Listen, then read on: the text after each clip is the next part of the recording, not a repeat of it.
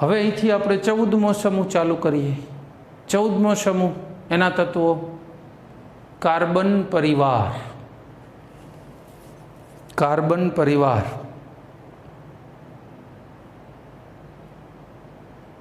સૌથી પહેલાં વાત કરીશું એના રાસાયણ નહીં, આમ તો કાર્બન પરિવાર જનરલ ઇન્ટ્રોડક્શન આપીએ। ચલો, આ પરિવારના સભ્યો કયા કયા છે? કાર્બન પરિવારના 14મો સમૂહ કાર્બન, સિલિકોન, જર્મેનિયમ, ટીન અને લેડ। બરાબર, ટીન અને લેડ। સૌથી પહેલી ચર્ચા કાર્બનની જનરલ માહિતી। જો અમારા માટે જનરલ છે, બહુ ઇઝીલી ખબર જ હોય એમને એવી માહિતી, પણ તમારે તો યાદ કરવી પડશે। તમારે આ માહિતી થોડી ઘણી યાદ કરવી પડશે। કાર્બન વિપુલતાના ક્રમે, એટલે પૃથ્વીમાં મળી આવતા તત્વોના ક્રમ આપો તો 17મો ક્રમ થાય કાર્બનનો। 17મા ક્રમે મળી આવતું તત્વ એટલે કાર્બન। કાર્બન તત્વ રૂપે હીરામાં હોય નકરો કાર્બન જ, કાર્બન સિવાય કશું જ, ઓક્સિજન સલ્ફર કંઈ ના હોય। કોલસામાં કાર્બન જ હોય। પછી ફુલેરીન ભણી ગયા છો નહીં 10મામાં, કાર્બન જ માત્ર ધરાવે ફુલેરીન। પછી ગ્રેફાઇટ, પેન્સિલમાં જે વચ્ચે હોય છે ને ગ્રેફાઇટ, એ સેલમાંય હોય વચ્ચે ગ્રેફાઇટનો રોડ। તો આ ગ્રેફાઇટ, ડાયમંડ, ફુલેરીન આ બધા કાર્બનના કેવા સ્વરૂપો છે? તત્વરૂપો। કાર્બન સંયોજિત રૂપે પણ પુષ્કળ મળે છે। જો હવામાં સંયોજન હોય કાર્બનનું, કયું?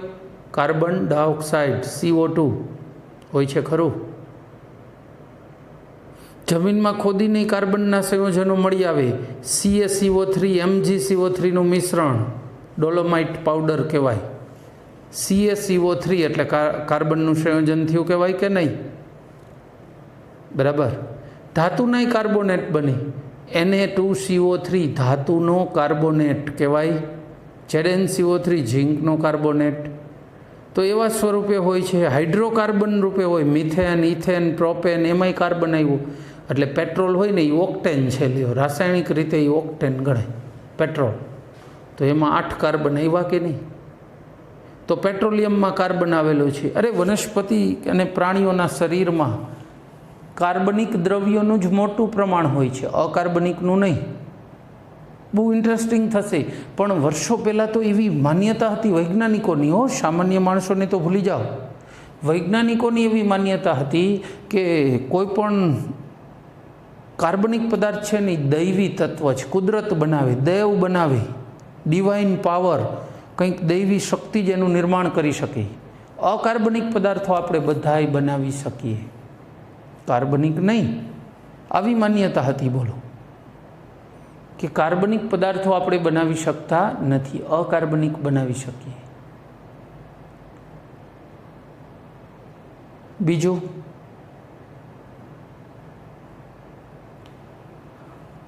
પછી ધીમે ધીમે જો કે સૌથી પહેલો વહેલો કાર્બનિક પદાર્થ બન્યો યુરિયા ખાતર। એમોનિયમ સાયનેટ, એમોનિયમ ક્લોરાઇડ અને KCNS યસ, એમાંથી બનાવ્યું। KCNO સાયનેટમાંથી, એમાંથી બનાવ્યું યુરિયા પહેલી વહેલી વાર। તો કાર્બન છે એ સલ્ફર, ઓક્સિજન અને વિવિધ પદાર્થો સાથે, નાઇટ્રોજન વગેરે સાથે જોડાય, સજીવ શરીરની પેશીઓમાં હોય, શરીર બનાવટમાં એનો મોટો ફાળો છે। હવામાં CO2 રૂપે 0.03%, 0.03% કાર્બન હોય, બરાબર હોય છે, બરાબર છે।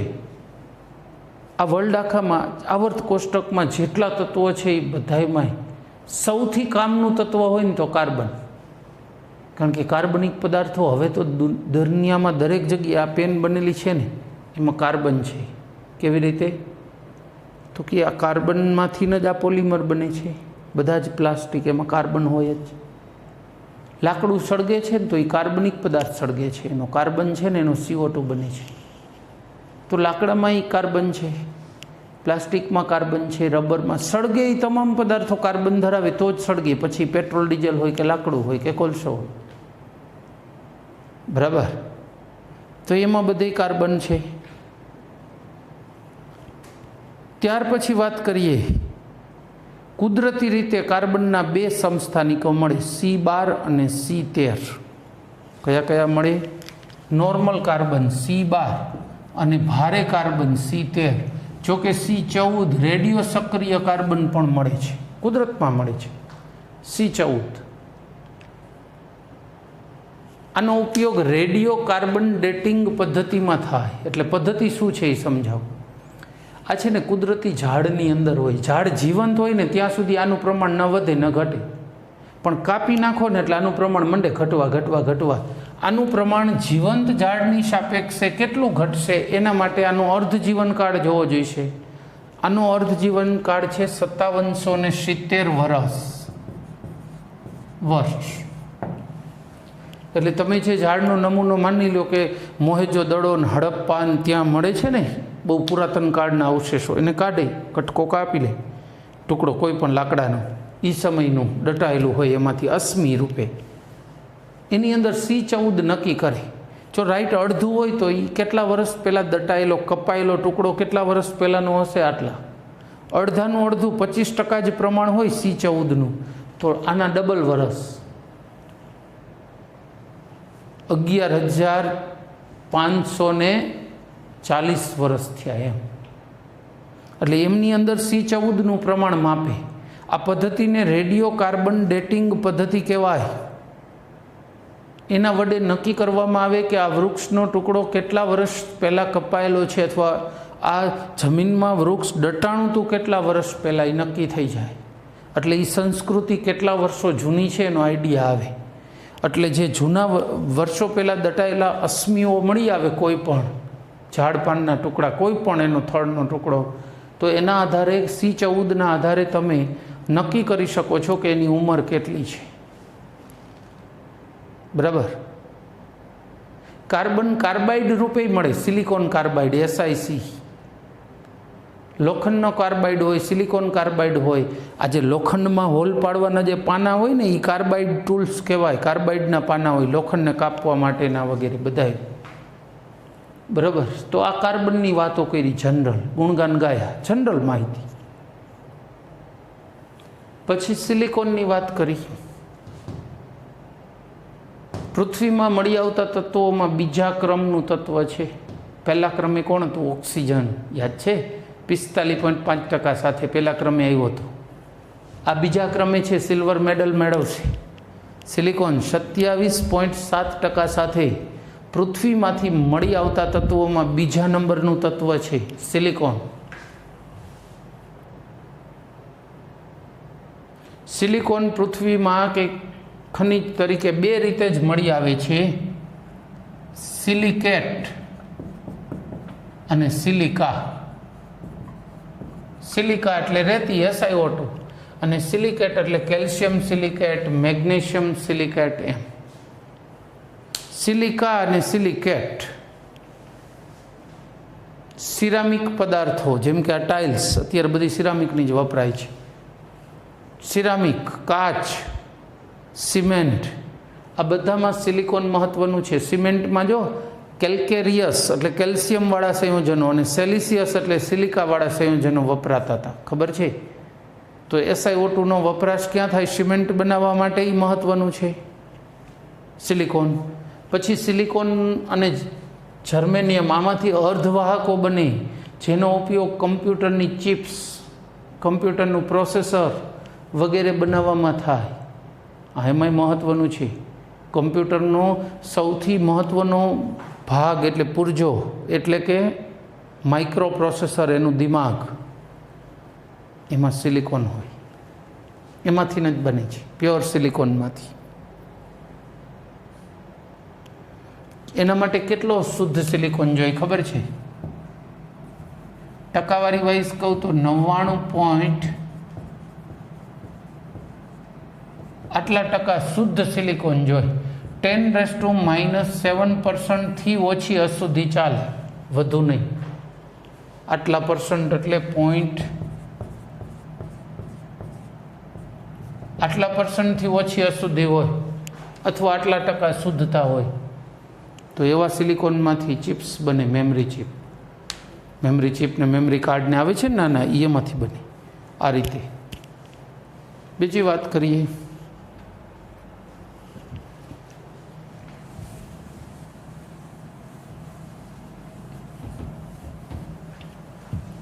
ચલો સિલિકોન પછી કયું આવ્યું? જર્મેનિયમ. જર્મેનાઇટ નામની ખનિજમાંથી મળી આવે છે. ઓછું, બહુ ઓછું પ્રમાણ છે જર્મેનિયમનું. પૃથ્વીમાં મળી આવતા તત્વોમાં બહુ અલ્પ પ્રમાણમાં અસ્તિત્વ ધરાવે છે, એટલે વધુ ખનિજ પણ અવેલેબલ નથી. જર્મેનાઇટમાં ઝીંકે હોય છે થોડું, ગેલિયમે હોય, જર્મેનિયમે હોય છે, પણ આનું પ્રમાણ સેજ વધુ જ બીજા કરતાં, એટલે નામ જર્મેનાઇટ ખનિજનું પડ્યું. પણ એ આ બધી વસ્તુનું મિશ્રણ છે. પછી એસએન, સ્ટેનસ, ટીન, કેસિટેરાઇટ એની ખનિજ છે. SnO2, કેસિટેરાઇટ એમાંથી મળી આવે છે કેસિટેરાઇટ. પછી લેડની બહુ જાણીતી ખનિજ PbS છે, ગેલિના, એમાંથી મળે. એંગ્લેસાઇટ અને સેરુસાઇટ પણ હોય છે. એંગ્લેસાઇટ અને બીજી કઈ કહું છું? સેરુસાઇટ. PbCO3 અને PbSO4.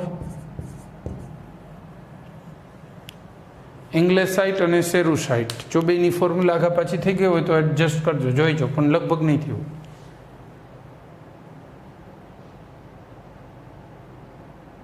કદાચ થઈ હોય તો ચેક કરી લેવી. નેટમાં સર્ચ કરજો ને એંગ્લેસાઇટ એટલે સૂત્ર બતાવશે. આ ઊંધાવડું હોય તો સાચું કરી લેવાનું. સેરુસાઇટ. આ બે લેડની જ ખનિજો છે. હું નામ સાથે કહું છું એટલે તમને એમાં મળી જશે. નેટમાં સર્ચ કરી જોજો. બરાબર. સિલિકોન જર્મેનિયમનો ઉપયોગ ક્યાં કીધો? ટ્રાન્ઝિસ્ટર બનાવવા. એ ટ્રાન્ઝિસ્ટરને ભેગા કરો એટલે IC બને. IC અથવા ચીપ, મેમરી ચીપ લો ને, એમાં બધે વપરાય. એવું મેં તમને કીધું. ચલો હવે આપણે આના રાસાયણિક ગુણધર્મો, રાસાયણિક વલણો વગેરેની ચર્ચા કરીશું. એના ભૌતિક ગુણધર્મો, એની ઇલેક્ટ્રોન રચના, ત્રિજ્યા, આયનીકરણ એન્થાલ્પી, વિદ્યુત ઋણતા, ઘનતા, એ બધાની વાતો કરીશું. કોની? 14મા સમૂહની. સૌથી પહેલી વાત કરીશું ઇલેક્ટ્રોન રચના. એઝ યુઝવલ આપણે દરેક સમૂહમાં એક જ ગીત ગાયે રાખી છે. કયું? બધાની ઇલેક્ટ્રોન રચના આપીને એમ કહી કે બાહ્યતમ ઇલેક્ટ્રોન રચના સમાન છે પણ આંતરિક ઇલેક્ટ્રોન રચના અલગ અલગ છે, એટલે રાસાયણિક ગુણધર્મોમાં થોડોક ફેરફાર જોવા મળે. વાત પૂરી. રાસાયણિક પ્રક્રિયા સમાન આપે પણ પ્રક્રિયા થવાની ઝડપમાં ફેરફાર જોવા મળે.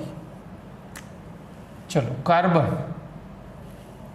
અને ઇલેક્ટ્રોન રચના શું હોય? જનરલી આ સમૂહની ઇલેક્ટ્રોન રચના NS2 NP2 હોય ખરી?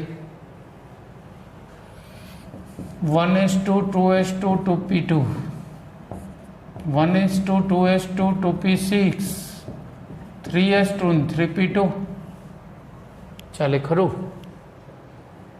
પછી germanium 1s2 2s2 2p6 3s2 3p6 4s2 3d.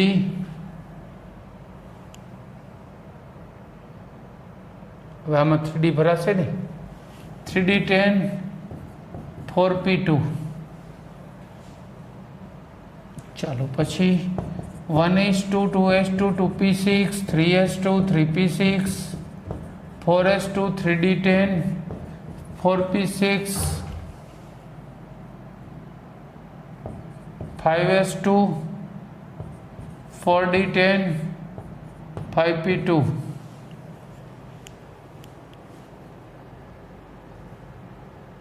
બરાબર.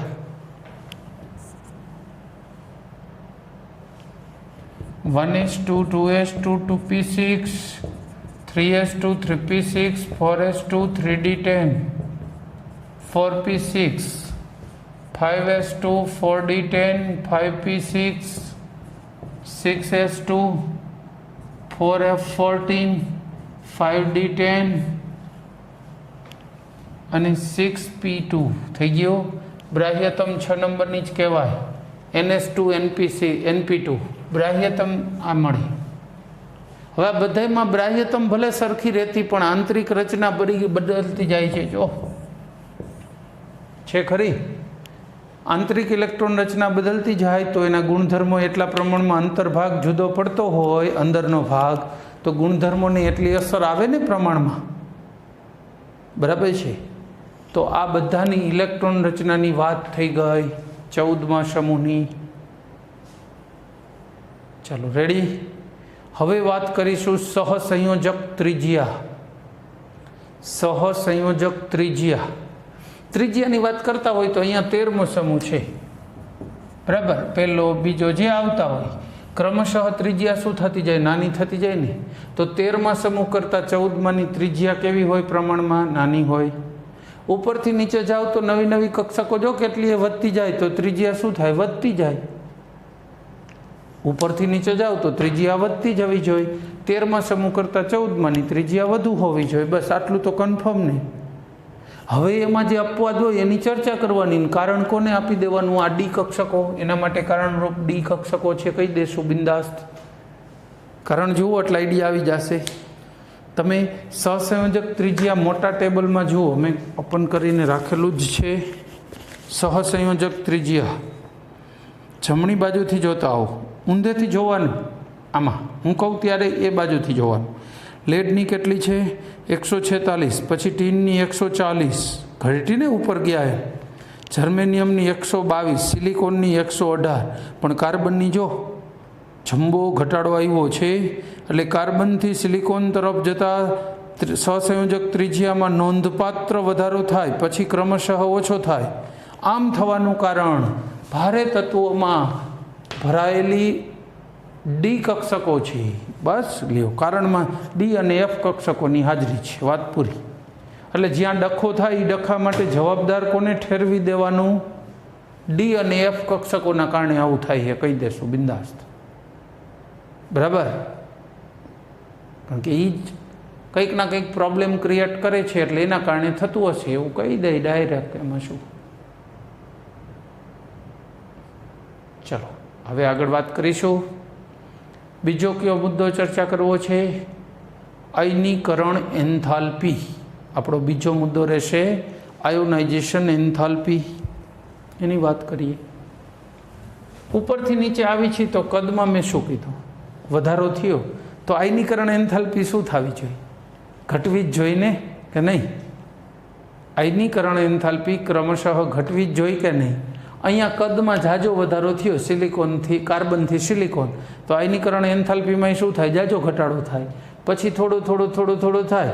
પણ ટીનથી લેડમાં તો ઘટાડાને બદલે થોડોક વધારો થઈ ગયો. કારણ કે ઓલી એફ અને ડી બધીએ માંડી ભાગ લેવા સ્ક્રીનિંગ અસરમાં. સ્ક્રીનિંગ અસર નબળી પાડી દીધી. સ્ક્રીનિંગ અસર નહીં નબળી પડી ગઈ તો ઇલેક્ટ્રોનને કેન્દ્ર વધુ ખેંચી રાખે છે. એટલે આયનીકરણ ઉર્જા ઘટવાને બદલે શું થઈ? વધી ગઈ. એટલે લેડમાં આયનીકરણ ઉર્જા ટીન કરતાં થોડીક વધુ હોય. અહીંયા જાજો ઘટાડો આવ્યો. શું કામ? કાર્બનથી સિલિકોનમાં કદમાં વધારો મોટો હતો એટલે. પણ પછીથી થોડો ઘટાડો આવ્યો કારણ કે કદને અનુરૂપ. પણ ટીનમાંથી લેડમાં શું કામ ઘટવાને બદલે વધી? બસ ડખો થાય. અહીંયા કોની જવાબદાર કહીશું? એનું કારણ સંપૂર્ણ ભરાયેલી એફ અને ડી કક્ષકો છે, જેના કારણે સ્ક્રીનિંગ અસર નબળી થાય અને શિલ્ડિંગ અસર નબળી થાય. એટલે કદમાં વધારો તો થયો પણ વધારો પ્રમાણમાં ઓછો થઈ શક્યો. એટલું જ નહીં, કેન્દ્ર પાવરફુલ થતું ગયું. જેમ નીચે આવો પ્રોટોન તો વધતા જાય ને કેન્દ્રમાં, તો કેન્દ્ર પાવરફુલ થતું ગયું. એટલે ઇલેક્ટ્રોન કાઢવા માટે જરૂરી ઉર્જા વધી ગઈ ઘટવાને બદલે. બરાબર. બીજું 13મા સમૂહની સાપેક્ષે વાત કરો તો 13મા સમૂહનું કદ આપણે કીધું હતું નાનું, મોટું. એના કરતાં 14માનું નાનું. હજી આગળ જાવ તો હજી નાનું. તો નાનું કદ હોય તો આની આયનીકરણ એન્થાલ્પી કેવી હોય? 13માની સાપેક્ષે વધુ હોય. કદ નાનું, 13મા સમૂહ કરતાં 14માનું કદ નાનું, એટલે આયનીકરણ એન્થાલ્પી કેવી હોય? વધુ હોય. સિમ્પલ. બરાબર છે. તો એની આયનીકરણ એન્થાલ્પી વધુ હોય છે 13મા સમૂહ કરતાં. અને ઉપરથી નીચેની ચર્ચા તો કરી દીધી. અને એ તમારે જોવું હોય તો તમે જોઈ પણ શકશો. ક્યાં? આપણી ટેક્સ્ટ બુકમાં જો આયનીકરણ એન્થાલ્પી અહીંયા મુદ્દો આપ્યો છે. આ ટેબલ તૈયાર કરવાનું નથી, ગોખવાની જરૂર નથી, જોવા માટે જ છે.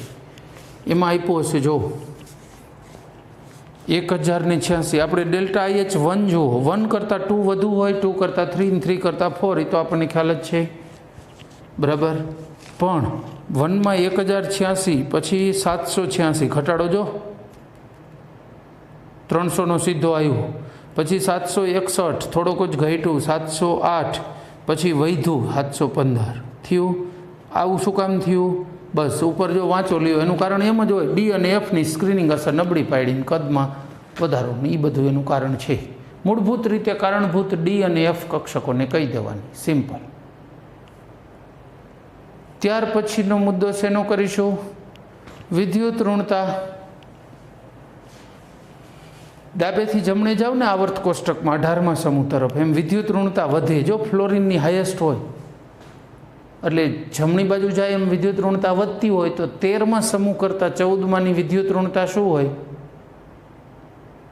વધારે હોય. બીજું શું હોય? કાર્બનથી સિલિકોનમાં નીચે આવો એમ વિદ્યુત ઋણતા ઘટે, કાર્બનથી સિલિકોનમાં ઘટે, પણ પછી સિલિકોનથી બહુ ઘટતી નથી. સિલિકોનથી અહીંયા લગભગ અચળ રહે છે, કારણ કે જેટલું કદ વધ્યું નહીં એટલા પાછા કેન્દ્રમાં પ્રોટોન વધ્યા. સ્ક્રીનિંગ અસર નબળી પડતી ગઈ, એટલે કદનો વધારો જેટલો મળવો જોઈએ ને એટલો નથી મળ્યો. એટલે વિદ્યુત ઋણતા સિલિકોનથી ટીન, લેડ સુધી બધી લગભગ કેવી રહી? નજીકમાં, બહુ માઇનોર ફેરફાર સાથે. એટલે કોઈ નોંધપાત્ર ફેરફાર નથી ચર્ચાઈ કરવા માગે એટલો. ચલો, ઓકે. ત્યાર પછી ભવિષ્યની વાત કરીશું. સમૂહ 14ના તત્વોના ભૌતિક ગુણધર્મો, ફિઝિકલ પ્રોપર્ટી, બરાબર. કાર્બન પરિવારની ફિઝિકલ પ્રોપર્ટીની વાત કરીશું. આ 14મા સમૂહના બધા તત્વો ઘન છે. કાર્બન અને સિલિકોન અધાતુ તત્વો. પહેલા બે કેવા છે? અધાતુ. કાર્બન અને સિલિકોન અધાતુ. જર્મેનિયમ ઉપધાતુ એટલે અર્ધધાતુ ગણી શકો. ટીન અને લેડ નીચા ગલનબિંદુ વાળી ધાતુઓ. ખાસ આના ગલનબિંદુ પ્રમાણમાં કેવા રહેશે? નીચા રહેશે, સહેલાઈથી પીગળે. એટલે તમને ખબર હોય તો લેડ એટલે શીશાનો એક એવો ઉપયોગ હતો. વજનિયા હોય ને, કિલો ને 2 કિલોના પહેલાં વજનિયા વપરાતા. હવે તો ઇલેક્ટ્રિક કાંટા વધુ હોય છે. એમાં નીચે ખાડો કરે, બનાવે ને ત્યારે નીચે ખાડો જ રાખે, વજનને એડજસ્ટ કરવા માટે. પછી એને વજનિયાને આમ ઊંધું રાખી દે વજન કાંટા ઉપર, સામે રાઈટ વજન છે. હવે આમાં લેડ, ઓગાળેલું લેડ રેડતા જાય. જ્યારે વજન એડજસ્ટ થઈ જાય એટલે ઓકે, લેડ તરત ઠરી જશે. પણ સહેલાઈથી પીગાડીને રેડવામાં લેડ સારું ચાલતું, બરાબર. એટલે આપણે કીધું કે એના ગલનબિંદુ ને ઉત્કલન બિંદુ કેવા હોય છે? નીચા. એવી ધાતુઓ છે. ડાબેથી જમણે જાય છે, કદ ઘટતું જાય એટલે એના ગલનબિંદુ ને ઉત્કલન બિંદુ છે એ 13મા સમૂહ કરતાં તો વધુ જ હોય. પહેલા સમૂહ કરતાં બીજાના કેવા હતા? વધુ હતા. યાદ કરીજો. પહેલાં કરતાં બીજાના ગલનબિંદુ ઉત્કલન બિંદુ વધુ હતા, તો 13મા કરતાં 14માના પ્રમાણમાં કેવા આવશે? વધુ જ આવશે. 13મા સમૂહ કરતાં 14મા સમૂહના ગલનબિંદુ ને ઉત્કલન બિંદુઓ વધુ જ આવવાના, બરાબર. ચાલો, ત્યાર પછી વાત કરીશું એના રાસાયણિક ગુણધર્મો. ભૌતિક લીધા ને વાત, બસ રાસાયણિક છેલ્લી વાત. રાસાયણિક ગુણધર્મો, ઓક્સિડેશન અવસ્થા અને પ્રતિક્રિયાત્મકતા એટલે રાસાયણિક બંધ બનાવવાની સક્રિયતા, એના વલણોની ચર્ચા કરવી છે. આમાં બહારની કોષમાં કેટલા ઇલેક્ટ્રોન હોય? 14મા સમૂહમાં 2. NS2 NP2 કીધું ને, એટલે 2 આના ને 2 આ, 4 હોય. બાહ્યતમ કોષમાં 4 ઇલેક્ટ્રોન હોય તો મહત્તમ અવસ્થા કઈ મળે? +4. એટલે આ સમૂહના તત્વોમાં મોટા ભાગે જોવા મળતી અવસ્થા +4 અને 2. બેકી સમૂહ છે તો બેકી અવસ્થાઓ હોય નહીં, એટલું નહીં. બીજું, નિષ્ક્રિય યુગ્મ અસરના કારણે હાઈએસ્ટ અવસ્થામાંથી 2 બાદ કરો એવી અવસ્થા હોય ને,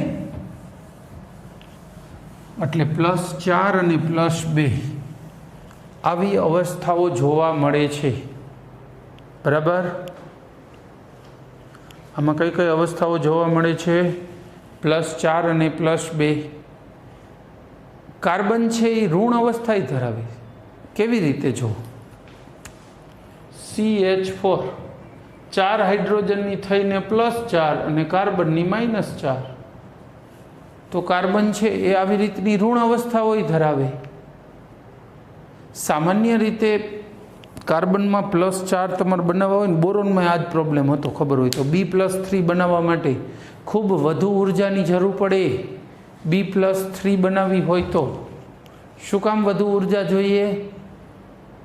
તો કે B+3 B+1 એક પહેલો ઇલેક્ટ્રોન દૂર કરવો ને બીજો અને ત્રીજો, ને એમાં ક્રમશઃ ઉર્જા વધારે ને વધારે જરૂર પડે. એવું જ અહીંયા થાય છે કાર્બનમાં. C+4 બનાવવો હોય તો ઘણી ઝાઝી ઉર્જા આપવી પડે.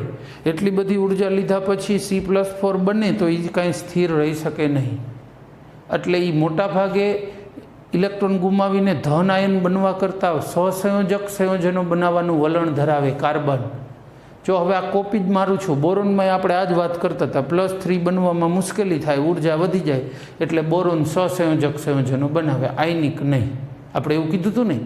બસ અહીંયા એ જ કહી છે કે સહસંયોજક વલણ હોય. બીજું આપણે એવું કીધું હતું નિષ્ક્રિય યુગ્મ અસર, યાદ છે ખરું?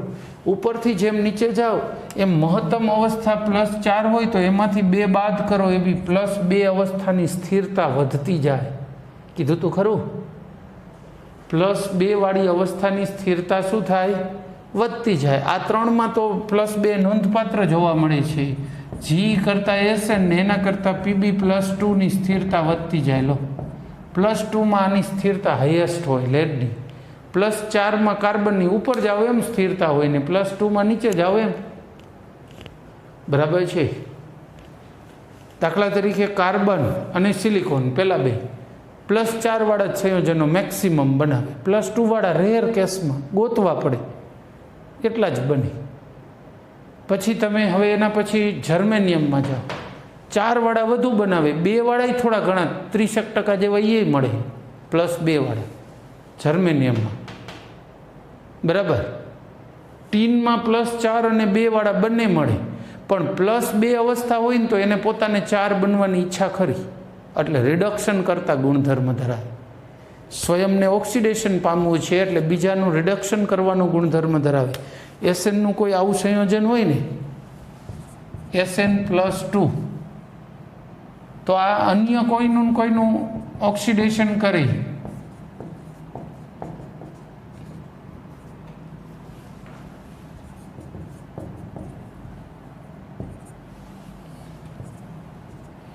જો ટીનમાં વધે એટલે શું કહેવાય? વધે એને ઓક્સિડેશન. જેનું ઓક્સિડેશન થતું હોય એને રિડક્શન કરતા કહેવાય ને. આ રિડક્શન કરતા તરીકે કામ કર્યું. +3માંથી +2 બનાવી હોય એફીનું રિડક્શન કર્યું એને, તો રિડક્શન કરતા તરીકે કામ કર્યું. હવે લેડમાં વાત કરું. લેડમાંય +2 ને 4 બેયના સંયોજન હોય, પણ લેડના +4 સંયોજનો છે ને Pb+4, એ ઓક્સિડેશન કરતા હોય, ઊંધું કામ કરે. Fe+2 હોય તો Fe+3 બનાવી અને Pb+2 બની જાય. ટૂંકમાં આ 4 હોય તો એમાંથી 2 બનવાનું વલણ ધરાવે, ઘટવાનું. એટલે એને પોતાને રિડક્શન થયું એટલે એને ઓક્સિડેશન કરતા કહેવાય. તો કાર્બનને સિલિકોનમાં શું હતું? +4 વાળા વધુમાં વધુ મળે. જર્મેનિયમમાં +2 વાળા થોડા ઘણા મળે ખરા. ટીનમાં 2 ને 4 2 વાળા મળે, પણ 2 હોય તો એને 4 બનવાનું વલણ હોય ખરું. લેડમાં તો 4 હોય ને તોય 2 બનવાનું વલણ, અને 2 હોય તો કંઈ નહીં, તો એને 2 બનવું જ તું. આ એના ઓક્સિડેશન કરતાના વલણોની વાત કરી. હવે માની લ્યો કે જ્યારે પણ સંયોજન બને આના CH4 CCl4 આવા સંયોજનો બનાવે ને, ખબર છે ને, SiCl4 SiO2, તો અહીંયા આની કાર્બનની આજુબાજુમાં કેટલા ઇલેક્ટ્રોન થયા? તમને શું લાગે છે? 2 અહીંયા, 2 આ બંધના, 2 અહીંયા અને 2 અહીંયા. 8 તો થઈ ગયા. અષ્ટક પૂરેપૂરું થઈ ગયું, નથી ઘટતા નથી વધતા. એટલે આનો સ્વભાવ ન ઇલેક્ટ્રોન દાન કરવાનો હોય, ન ઇલેક્ટ્રોન મેળવવાનો હોય. આનો સ્વભાવ ઇલેક્ટ્રોન ગુમાવવા કે મેળવવાનો હોય ને. આની પાસે તમે એવી અપેક્ષા ન રાખી શકો કે ઇલેક્ટ્રોન ગ્રાહી બને અથવા ઇલેક્ટ્રોન દાતા બને. કંઈ ઈચ્છા નથી ભાઈ, છે એ બરાબર. નથી ઇલેક્ટ્રોનનું દાન કરવું કે નથી મેળવવા, 8 ઓકે જ છે. અષ્ટક પૂરું થઈ ગયું, સ્થિરતા મળી ગઈ, વાત પૂરી. એટલે આની ચતુસંયોજક અવસ્થામાં 8 ઇલેક્ટ્રોનનું અષ્ટક પૂરું થઈ જતું હોવાથી ન ઇલેક્ટ્રોન દાતા છે કે ન ઇલેક્ટ્રોન ગ્રાહી છે. રેડી? એટલી વાત. બીજી એક વાત આપણે આગળ જે કઈ રીતે એ જ કન્ટિન્યુ કરવી છે. કાર્બનની સંયોજકતા જ્યારે બંધ બને તો કાર્બન મહત્તમ કેટલા બંધ બનાવી શકશે? 4. કાર્બનની મેક્સિમમ કેપેસિટી કેટલાની રહેવાની છે? 4. જ્યારે આ જ સમૂહના અન્ય તત્વો હોય એમાં 5 કે 6 બંધ હોય બને, સંકીર્ણ બને તો 6 જોડાય, 6 લિગેન્ડ પણ. SiF5 માઇનસ, બરાબર, GeCl6 -2 આવું બને. એ શું દર્શાવે છે? એમાં ડી કક્ષકોની હાજરી. જ્યારે ડી કક્ષકો હાજર હોય તો એ 4થી વધુ બંધો બનાવી શકે. કાર્બનમાં ડી કક્ષકોની ગેરહાજરી છે, માટે કાર્બન મહત્તમ કેટલા બંધ બનાવી શકે છે? 4. કાર્બન ક્યારેય 4થી વધુ બંધવાળા સંકીર્ણ કે કોઈ સાદા સંયોજનો એ કંઈ મળે નહીં. પણ SiF5 માઇનસ પછી GeCl6 -2 આવું બધામાં બને.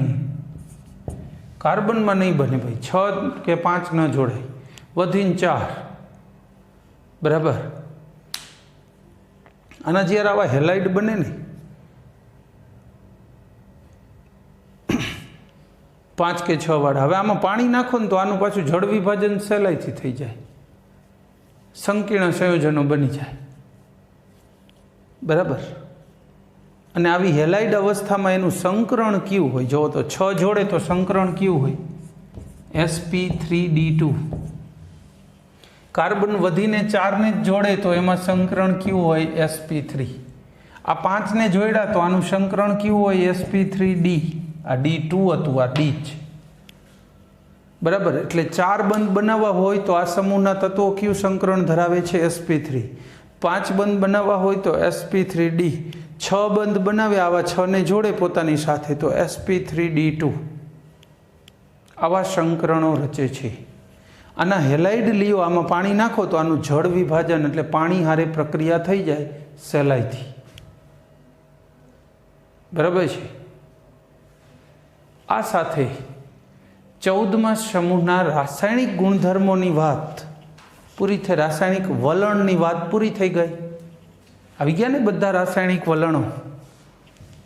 આઈ ડોન્ટ થિંક કે કંઈ રહી ગયું હશે.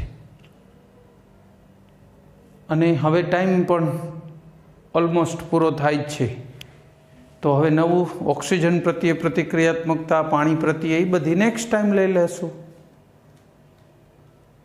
બરાબર છે. આટલું ઇનફ થઈ ગયું. હવે પછી જીનીટ તરફ પણ આગળ વધવું પડશે ને. સારો એવો જથ્થો ભેગો કરી લીધો ચેપ્ટરોનો.